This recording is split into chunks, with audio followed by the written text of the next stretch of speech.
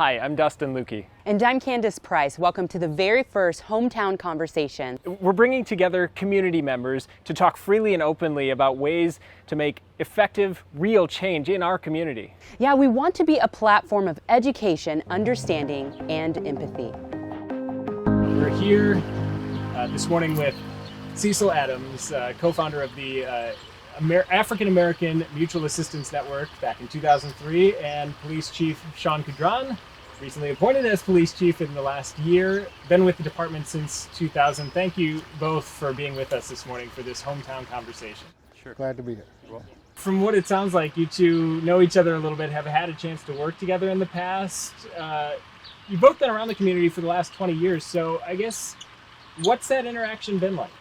Sure. We've had an opportunity to meet. We've met a few times at the police department as well as the collaborative. Yeah, with Jason Witt. Yeah, we've worked on some community work groups together as well. We've met and formed a relationship with one another, got to know each other, and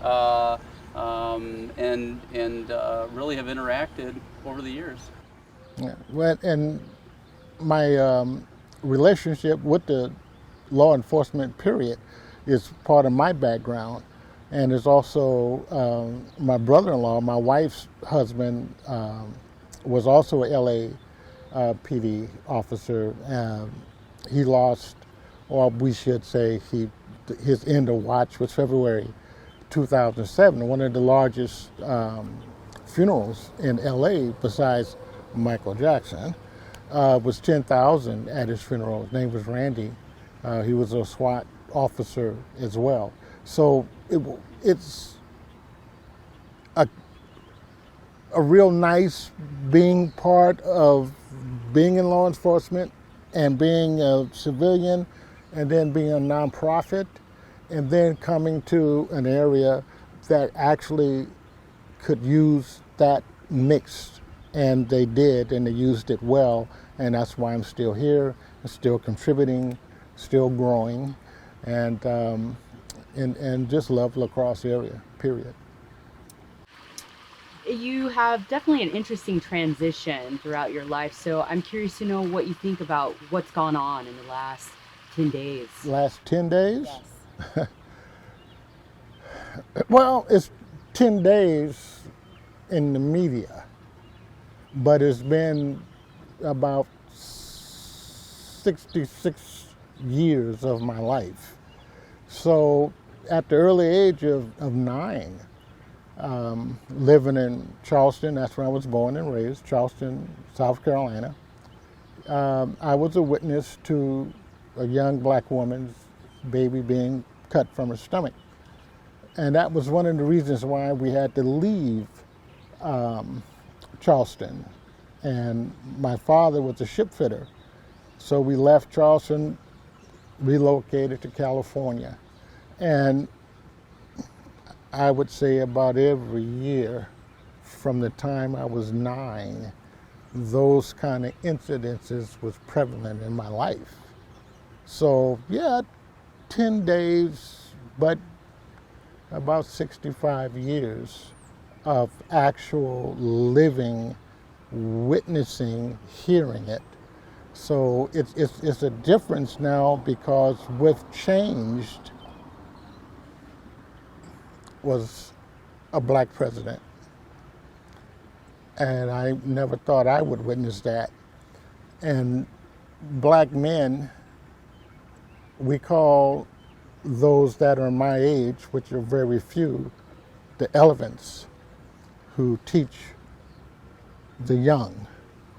And there's not too many bull elephants left. So I take it upon myself with the last 10 days that's been occurring to really foster what should be done, what can help, what can prevent, slow down, and then finally get rid of that type of systemic racism, institutional racism, structural racism. It's really something, because when I grew up, it was just racism.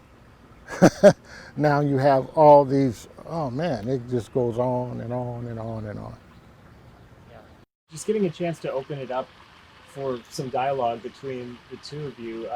Chief Kudron, is there something you'd like to know from Cecil about maybe his experience in the lacrosse community, as far as what the community thinks about living here? Yeah, you know, it's a situation now where it's important for me, it's important for all community members to understand the perspectives of those in our community who are African American, those in our community from all minority statuses, to understand how they see the world, but how they are interacted with by police officers and by other people within their life. It's also important for us to develop relationships. It's important for us to understand who we are, not as a police officer or police chief, but just who I am as a person, who Cecil is as a person, who you are as people, not just professional news media. Once we get to know each other, we need to start working.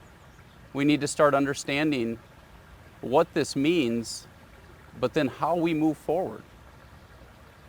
What happened in Minneapolis was just beyond a tragedy. I think all of us can agree on that. What happened in Minneapolis is not indicative of all law enforcement, and Cecil knows that.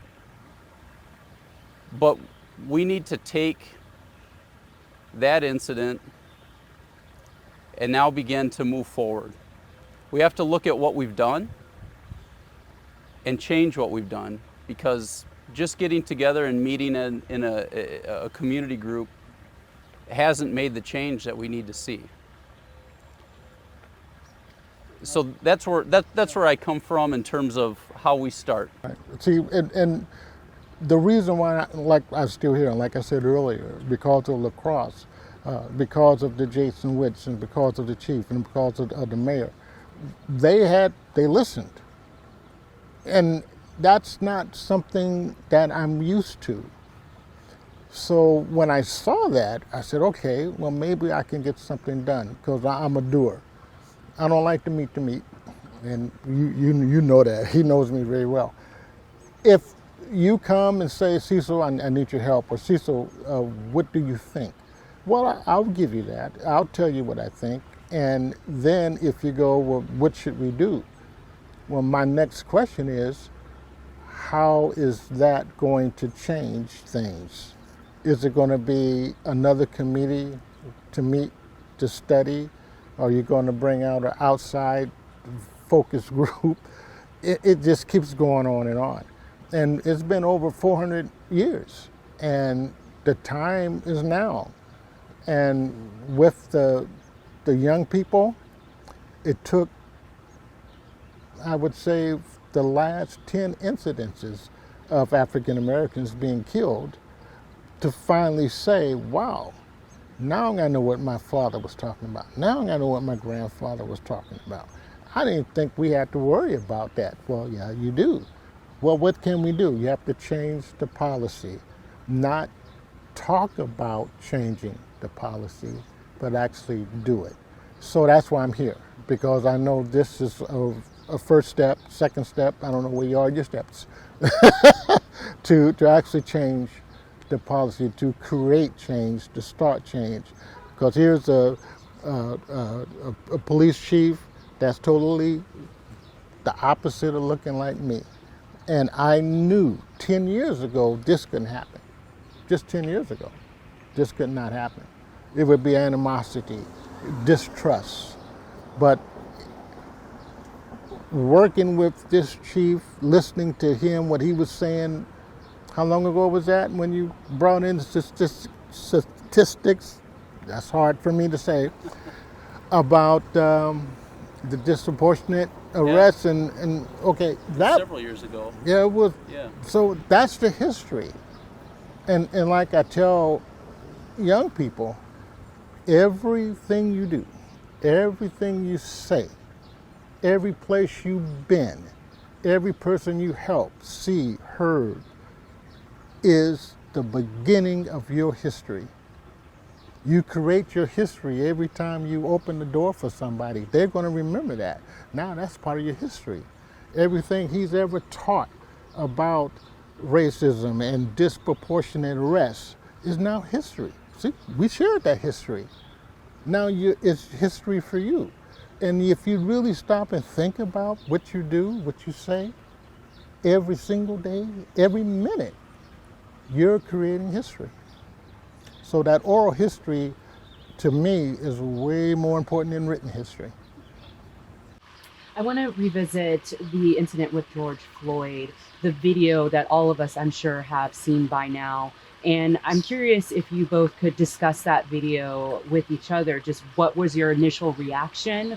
What did you notice as a person in law enforcement? What were the things that you noticed? And what were the things you noticed as former law enforcement and also as an African American? First, let me take this first. Okay. Absolutely. First of all, the LAPD banned it. We called it the bar-arm control, but now it's called the chokehold, right? Chokehold. So, but it was the bar-arm control, and I was taught to do that. We had to actually be choked out to experience the feeling of using that type of, force on, these bad actors. But they banned it, they ruled it out. And the other thing I learned was, when you subdue the suspect, when you cuff him, the next thing you do, you put him in the car. I never ever heard of 8 minutes, 42 seconds of having a knee, and that's not even a tactic anywhere in any state, putting your knee on the neck of an individual. But it was control, transport. And then but do we know if that $20 bill was fake?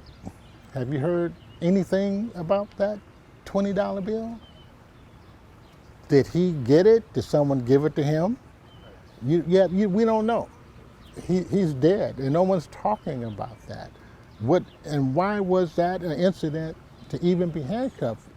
We investigated. We would go to police when I know it's different now, and you'll go. But I never, ever would ever think that you would have officers kneeing someone for that length of time. And then 3 minutes after he was dead, 3 seconds, no, it was 3 minutes. 3 minutes even after he actually died, wasn't moving, you still suppressed that neck. Yeah. I was horrified. When I first learned of what happened, I believe it was just through print media, and it indicated that the video was graphic. And then I had heard other people talking about it. I didn't want to watch it at first, knowing what the result of that was. When I saw it,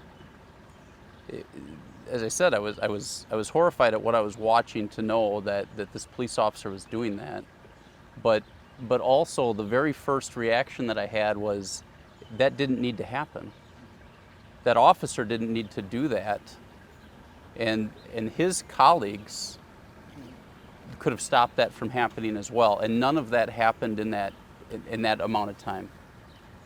And so my reaction was, this didn't need to happen. This person's life didn't need to be taken. And then realized just how tragic this was, and understanding how tragic this was going to be now for our nation. But in your law enforcement tactics, once he was handcuffed,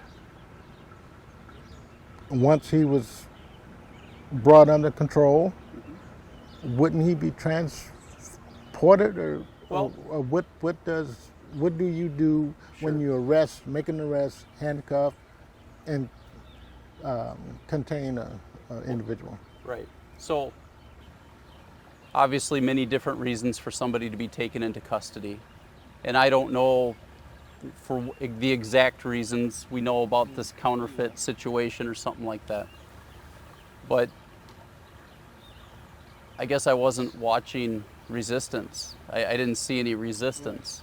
And also the as you mentioned, just the kneeling on his neck. There wasn't a reason to do that. That's not anything that we do as a police department. It's not taught. And for that amount of time made no sense. So what those officers may have done at that point, whether he was taken to jail or whether he would have been given a citation or something like that I don't know. But what happened didn't need to happen. I'm sure you've looked into the 8 can't wait. Yes. Is that something that is a part of police training here? In 2015, we banned all types of chokeholds. There was a technique called lateral vascular restraint that was only taught to specific members of our department that were on our emergency response team. In 2015, several leaders within our department looked at that and said there's no reason for that and banned it. And so we have no other taught chokeholds, if you will, for our department. And I'm just wondering, Cecil, what would you like to see from the police department? Do you have anything that you'd like to suggest or see looked into that you'd like to share with the chief? Well, I might step your toe on this one. But I believe that we should look at and think about unilateral police training. Every state, city in the United States all go through the same training. Just like the SAT, ACT, it should be, this is how we police. And then get everyone's opinion. Of course, you got to have input, but then make that input not general, but mandatory throughout every state. So if you're traveling to Milwaukee, you would know what you saw if it was a police incident, that they were abiding by the rules, rather than going, well, this is Milwaukee, they might have different policies. This would be, okay, he's wrong, she's wrong, and I can do something about it. It should be, because you're a police officer, I'm a private citizen, I have to report it. So that would be something that I feel would be unilaterally perfect, because every individual would then know, you can have tinted windows in this city, but man, you can't drive through this city with tinted windows. Yeah. So it wouldn't be like, oh, I didn't know, but ignorance of the law is no excuse. So therefore, don't be ignorant of the law. But how are you going to do that when every city is different?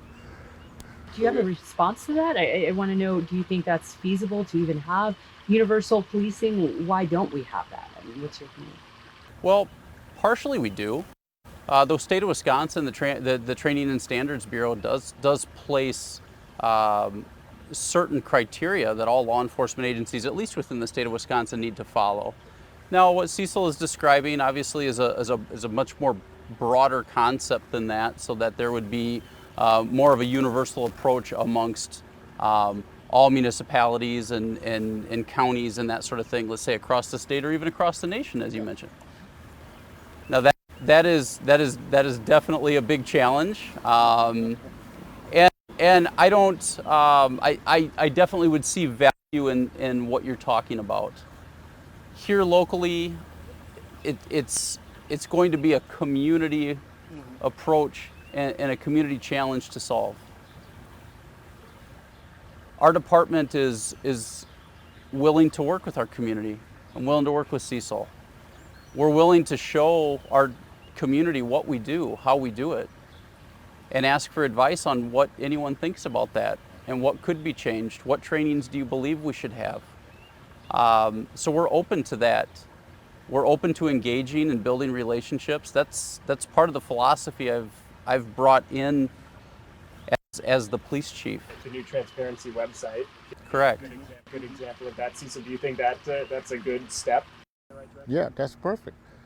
And the best thing about that for me, being an African American living here, and for you, working here as an African American female,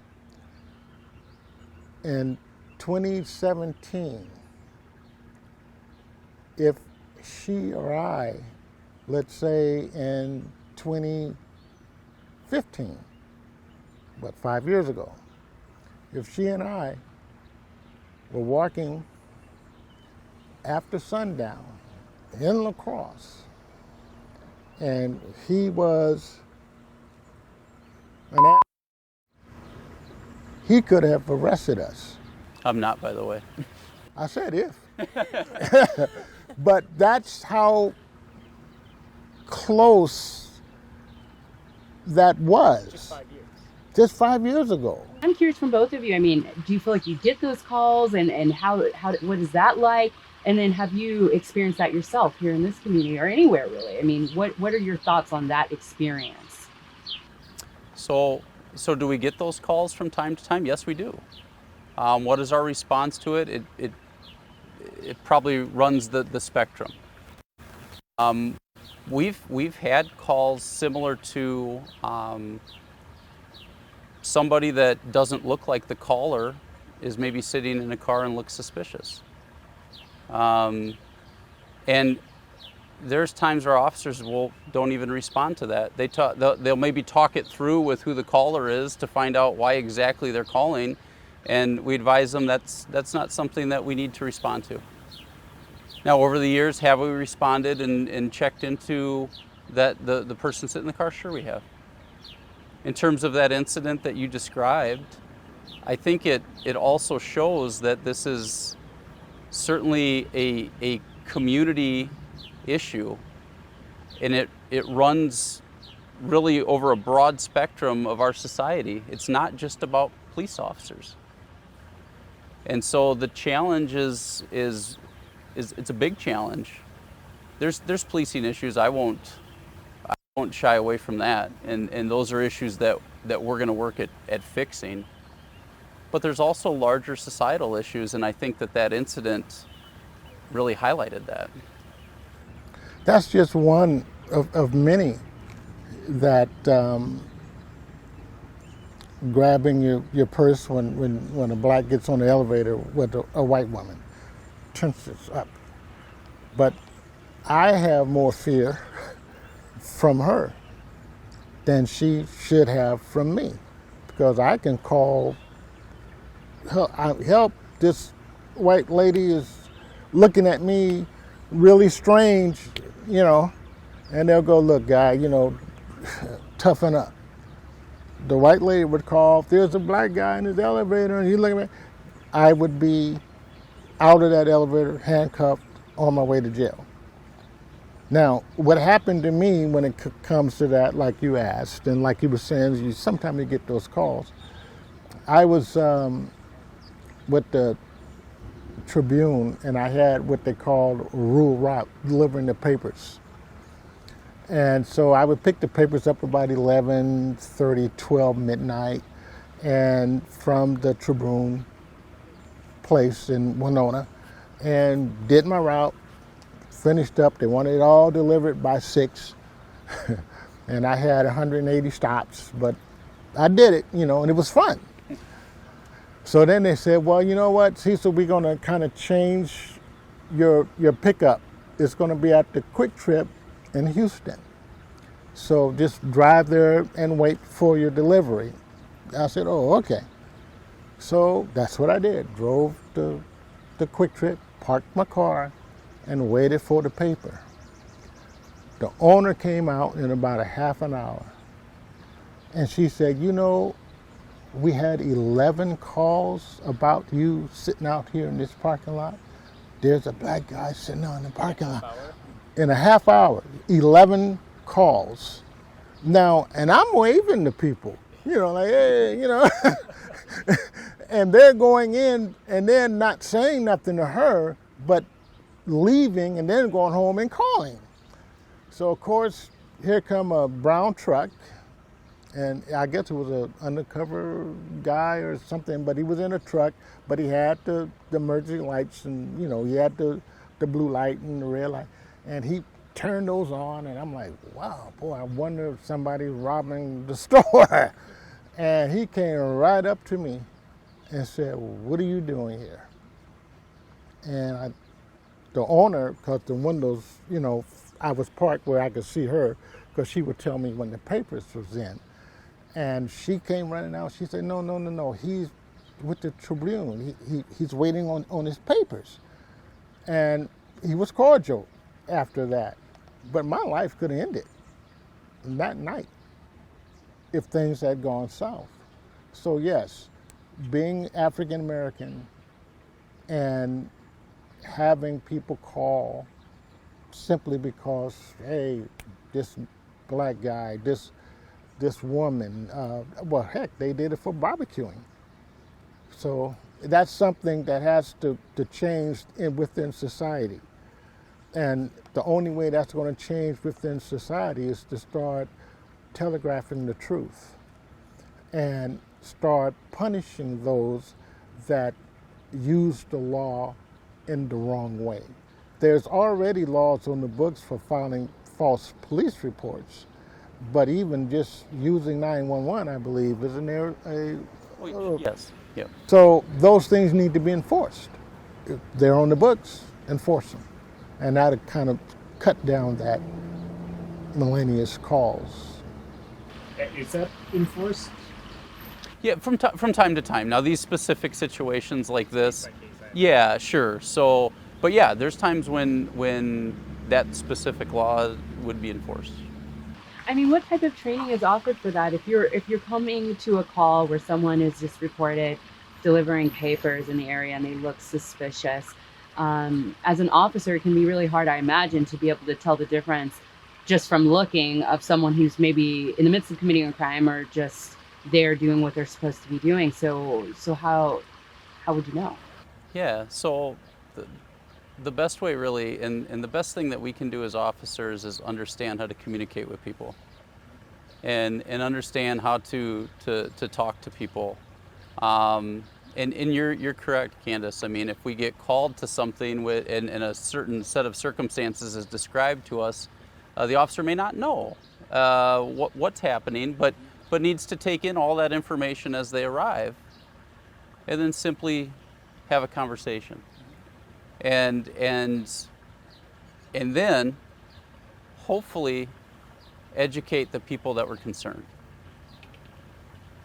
This has been a great conversation. I really appreciate both of you sitting down with us, but you mentioned, Cecil, action, taking action. So is there something that each of you thinks that those who see this in their daily lives, what is that next action step? Vote and try to contact all of those that are in power to put together a bill, put together different policies. The mayor is putting together a team. Mm-hmm. That's how you do it. You gather that information, you gather data, you analyze that data, and then you perfect that data. And then you put it into a law, not into a policy, but into a law. And that law needs to have punishment for those who violate it. I believe people need to educate themselves. They need to look at the issues, they need to speak up, they need to provide their concerns, they need to provide their ideas, and be willing to talk, be willing to form relationships, and be willing to look within themselves about how they see their community and how they see their nation and what they want to see changed, and then be part of that solution, be involved. Yeah, I think all of that's great. I think when we look ahead, and you were saying that what we can do in this community. A lot of people may be looking and saying, "Oh, that's Minneapolis, that's Milwaukee." But what do you have to say to those people who think we don't have these issues here in our community? Just wait. They'll see they do have that issue. You always hear, "Oh, that'll never happen in this town." And then you always hear, "Oh, I never thought that would ever happen." So, like the weather, you don't like it, just wait a while, it's going to change. So for those people, I always say to them, well, just wait a while, because what you think never could, never will happen. So time will tell with those individuals with that type of mindset.